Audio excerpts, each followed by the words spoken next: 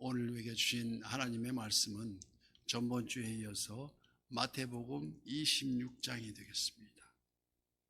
1절부터 16절까지 마태복음 26장입니다. 교독하고 마지막 절은 합독합니다. 예수께서 이 말씀을 다 마치시고 제자들에게 이르시되 너희가 아는 바와 같이 이틀이 지나면 유월절이라 인자가 십자가에 못 박히기 위하여 팔리리라 하시더라. 그때에 대제사장들과 백성의 장로들이 가야바라 하는 대제사장의 관정에 모여 예수를 흉계로 잡아 죽이려고 의논하되 말하기를 밀란이 날까 하노니 명절에는 하지 말자 하더라.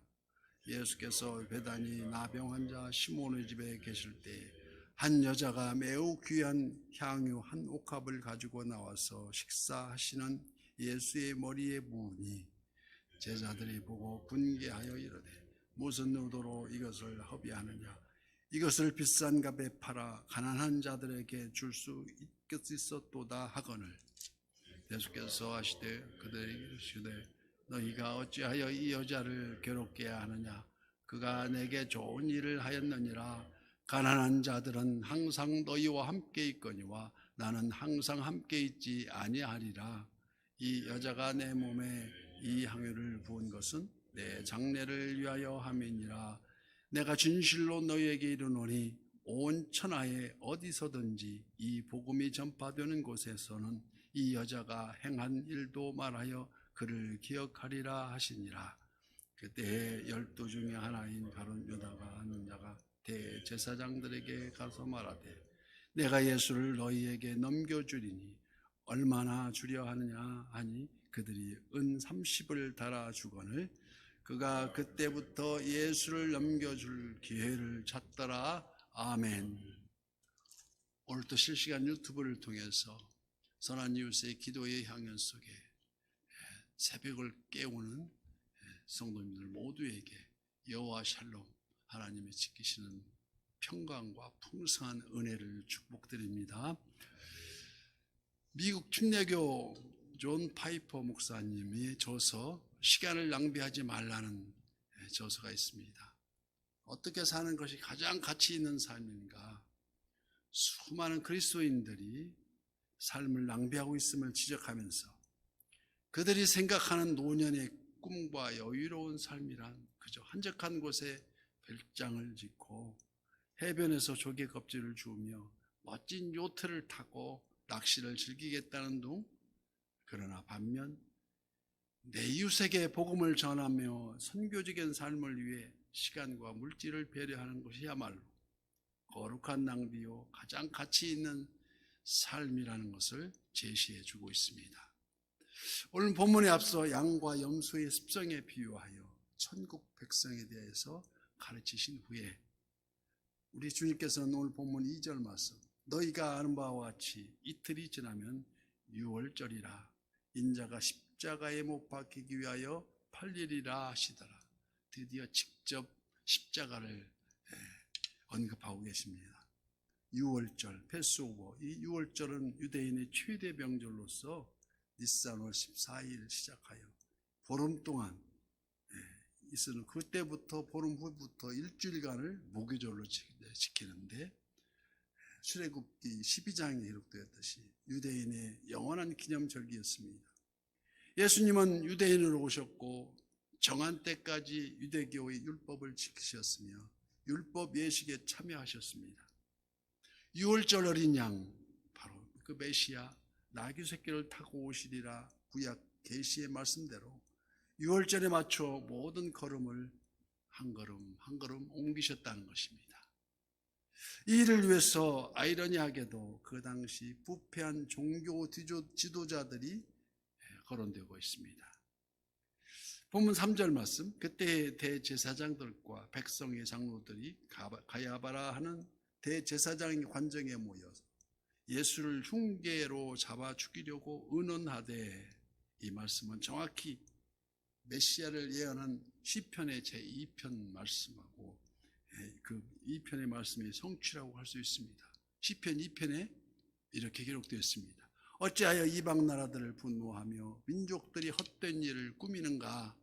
세상의 군왕들이 나서며 관원들이 서로 꾀하며 여호와 그의 기름 부음 받은 자를 대적하며 우리가 그들의 맨 것을 끊고 그의 결박을 벗어버리자 하는도다.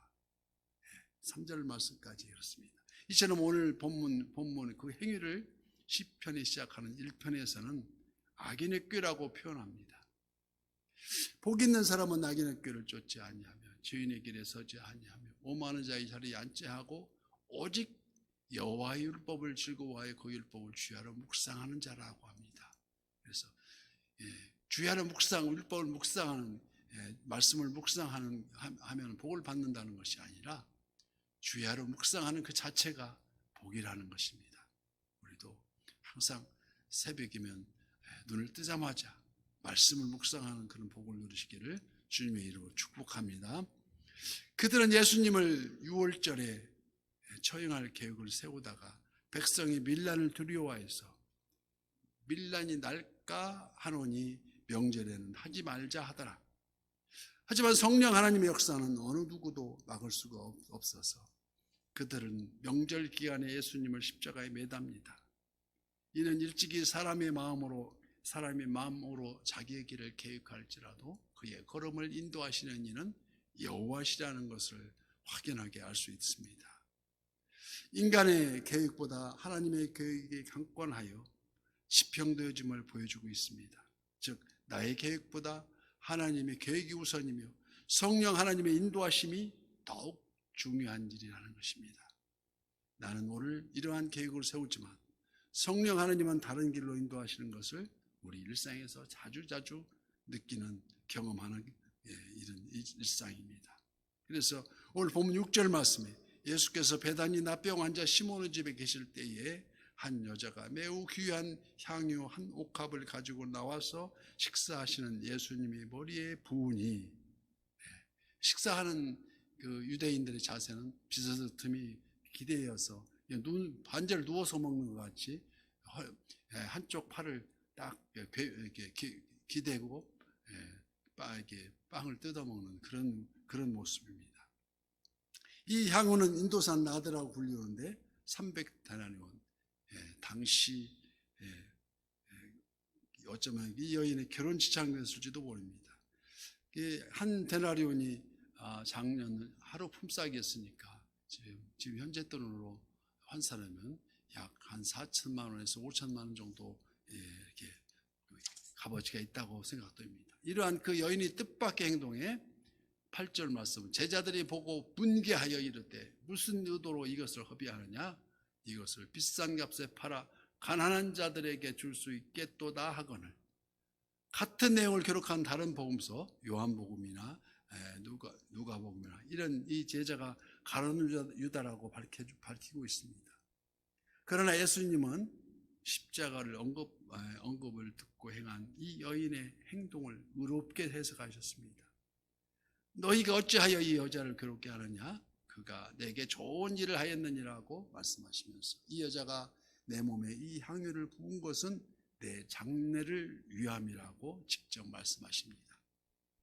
가난한 자들을 돕겠다는 의도라고 생각하듯 보였던 그 제자들마저 사실상 핑계였으며 기실 상식 밖의 일을 자행한 그 여인을 책망하고 있는 것입니다.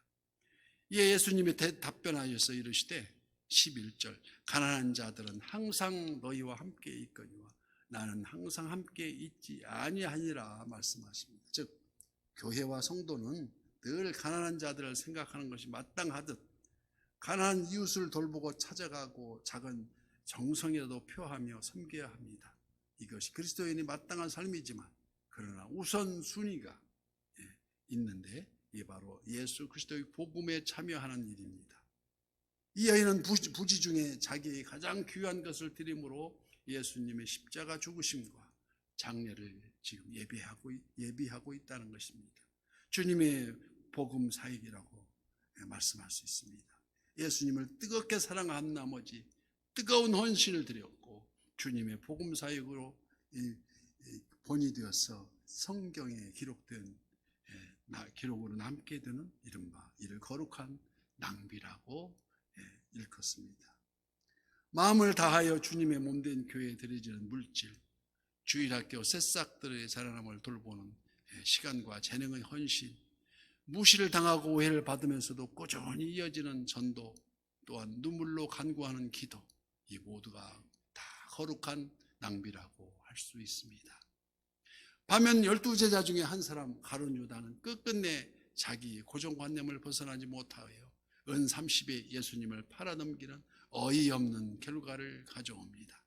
그 예수님을 팔아서 받은 은 30은 당시 노예시장에서 거래되는 노예의 한 사람 몸값이었으며, 유월절 어린 양의 대속의 보혈을 사이에 두고 향유 옥합을 깨뜨린 여인과 극적인 대조를 이룹니다. 가룟 유다는 은 30을 받고 300데나리온이나 되는 막달라 마리아는 옥합을 깨뜨립니다. 예수님은 목보다도 더 검은 우리들의 죄 때문에 유월절 어린 양이 되셨건만, 오늘 우리는 과연 얼마만큼의 어떤 낭비를 하고 있는 것인지 되돌아보지 않을 수 없습니다. 그러므로 형제들아, 내가 하나님의 모든 자비하심으로 너희에게 권하노니 너희 몸을 하나님이 기뻐하시는 거룩한 산 제물로 드리라 하십니다. 이는 너희가 드릴 영적 예배니라. 너희는 이 세대를 본받지 말고 오직 마음을 새롭게 함으로 변화를 받아 하나님의 선하시고 기뻐하시고 온전하신 뜻이 무엇인지 분별을 하도록 하라고 로마서의 12장 말씀을 기록하고 있습니다. 예수님은 복음이 전파되는 곳에 또 이 여인이 한 일도 전해지며 기억되리라 말씀하십니다. 그래서 우리가 항상 아침을 깨우면서도 비파야 수금아 깰지어다 내가 새벽을 깨우리로다, 두 사람이 기도하는 곳에 함께 하시겠다는 우리 주님 하나님을 기쁘시게 오늘도 선한 뉴스의 지체가 되어서 승리하시기를 예수님 이름으로 간절히 축복합니다.